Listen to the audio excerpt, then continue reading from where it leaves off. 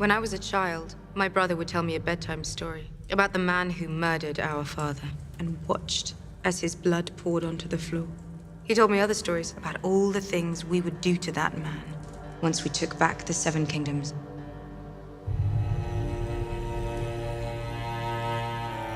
When Jaime shows up to Winterfell, it's very difficult for almost anybody to know how to feel about it. On the one hand, Dany looks at him as this is the person who murdered her father, and even if she has come to terms with who her father was and what her father really was, it probably doesn't entirely erase the sting of her father's murderer showing up on her doorstep.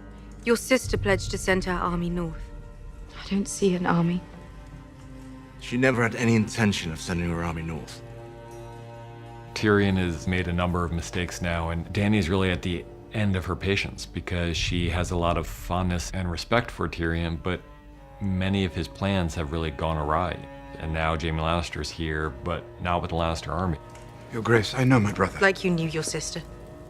Tyrion can't really fight back because he knows she's right. I mean, he really did make a grievous mistake. If Tyrion has a flaw, he's a very clever man, but sometimes clever people overestimate their own cleverness. You don't know me well, Your Grace, but I know Sir Jaime. He is a man of honor. For Brienne, I think she's in love with someone who doesn't realize that she is because that kind of experience hasn't been a part of her life. She's feeling things that she can't really process because she never grew up in a world where those things were an option. She's so used to Jaime taunting her and being the kind of nasty Jaime Lannister of old that she's just suspicious at first that he's playing her and that he's gonna reveal his true intent. I'm not the fighter I used to be, but I'd be honored to serve under your command, if you'll have me. He really believes in her as a soldier and he wants to be there next to her, so I think she's really shocked by his sincerity. Lady Sansa, I was hoping we could speak alone. Dany comes to Sansa with a bit of an olive branch, trying to find a way inside that kind of cool exterior that Sansa presents. And one commonality between them is they both love Jon. Dany's his lover and Sansa's his sister. It's very much coming at it from the point of view of a monarch trying to make peace with her subject. And Sansa's not quite willing to accept Dany as her monarch yet. She's suspicious of people for a reason. What about the North? It was taken from us. And we took it back, and we said we'd never bow to anyone else again. What about the North? She's had too many hard experiences not to be suspicious of people, and she sees Dany as possibly a tyrant, as someone who's has a lot of power and is seeking to get even more. They're coming. We can't beat them in a straight fight. So what can we do? In the War Council scene, there's a lot going on under the surface. The most important thing about that scene is understanding the lay of the land and understanding what their intentions are, what their plans are, what their expectations are, so we know what we're looking at. The Night King made them all. They follow his command. If he falls, getting to him may be our best chance. Things may not go entirely according to plan, so we thought it was very important for people to know what everyone in the room expected to happen, was worried would happen, hoped would happen. In addition to that, there are a lot of human moments. We'll put you in the crypt where it's safest. No, I'll wait for him in the Godswood.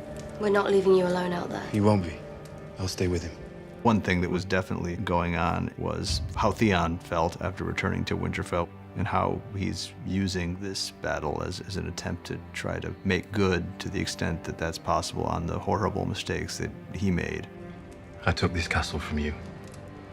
Let me defend you now.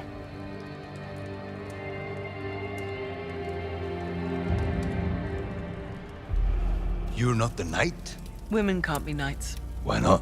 Tradition. Any knight can make another knight.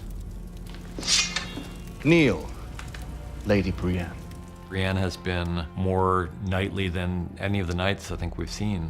I mean, she's a paragon of strength and honor and being true to your word.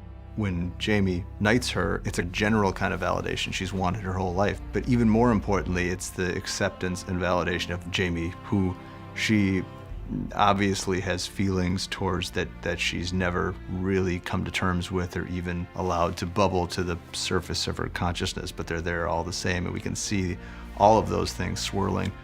Sir Brienne of Tarth, Knight of the Seven Kingdoms.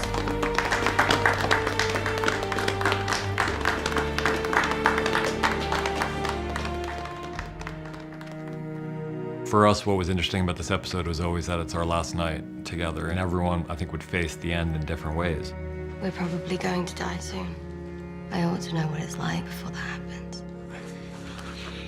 Some characters want to make love for the first time because they've never done it before. There are other characters who are getting drunk and singing songs, and then there are characters who are just trying to find some kind of human solace together, like Sansa and Theon. Everyone faces it in different ways, but they're all facing it, and that's why this episode was so important to us, because it's, all these characters that we've been following for so long, and now they're all facing a common enemy. How about a song? One of you must know one. High in the halls of the kings who are gone, Jenny would dance with her ghost. Daniel's got a really lovely voice, and we knew we wanted a song in this episode. We've had a song in several of the seasons. We haven't had an original in a while, so this felt like the place for it, and Daniel felt like the singer. The ones who'd been gone for so very long, she couldn't remember their names. They spun her around on the damp old stones, spun away all her sorrow and pain. The song, I believe, is in George's books, at least the first verse is in the books, and then we added some lyrics and Ramin came up with the music for it. Wanted to leave, never wanted to leave, never wanted to leave.